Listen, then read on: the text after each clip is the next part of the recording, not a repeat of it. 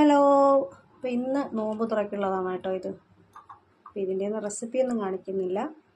മുട്ടക്കറിയും പുട്ടുമാണ് ഇന്ന് ഉണ്ടാക്കാൻ വേണ്ടി. മുട്ടക്കറി നമ്മൾ അടുപ്പിലാക്കിയിട്ടുണ്ട്. ഇത് നമുക്ക് ഓരോ മുട്ട വീതം പൊട്ടിച്ചിട്ട് കൊടുക്കാം. വളരെ ടേസ്റ്റി ആയിട്ടുള്ളൊരു കറിയാട്ടോ ഇത്. നമ്മൾ പുട്ടിൻ്റെ കൂടെയൊക്കെ വളരെ ടേസ്റ്റ് ആയിട്ടുള്ളൊരു കറിയാണ്. തേങ്ങ തിരുവുന്നൊരു പാട് മാത്രമേ ഉള്ളൂ, അല്ലാണ്ട് വെക്കാൻ വരെ പാടൊന്നുമില്ല കേട്ടോ. ഈ മുട്ട നമ്മൾ അടുപ്പിൽ വെച്ച ഉടനെ തന്നെ സ്പൂണിട്ട് കുത്തി ഇളക്കരുത് കേട്ടോ. ഒരു 5 മിനിറ്റ് ഒന്ന് വെയിറ്റ് ചെയ്തതിന് ശേഷം മാത്രമേ സ്പൂണ് നമ്മൾ ഈ കറിയിൽ ഇടാവുള്ളൂ. അല്ലെങ്കിൽ മുട്ട എല്ലാം കൂടെ പൊടിഞ്ഞ് പിരുന്ന് കറിയിലൂടെ അങ്ങ് യോജിച്ച് പോകും.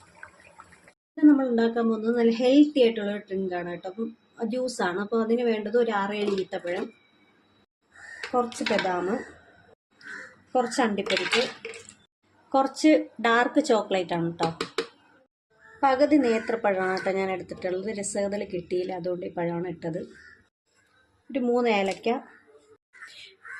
പഞ്ചസാര കുറച്ചിട്ടാൽ മതി കേട്ടോ, കാരണം ചോക്ലേറ്റും ഒക്കെ ഇടുന്നതുകൊണ്ട് മധുരം ചിലപ്പോൾ ഈത്തപ്പഴം ഉള്ളതുകൊണ്ട് മധുരം കുറച്ച് മതി. ഇനി നമുക്ക് പാല് ഒഴിച്ചു കൊടുക്കാം. ട്രൈ ചെയ്തിട്ടില്ലാത്തവരുണ്ടെങ്കിൽ ഓടി ചെന്ന് ട്രൈ ചെയ്ത് നോക്കൂ കേട്ടോ. ഹെൽത്തി ആയിട്ടുള്ള ഈ ഒരു ജ്യൂസ് സൂപ്പർ ടേസ്റ്റി ആയിട്ടുള്ള ഒരു ജ്യൂസാണ് കേട്ടോ. കുട്ടികൾക്കും വളരെ നല്ലതാണ്.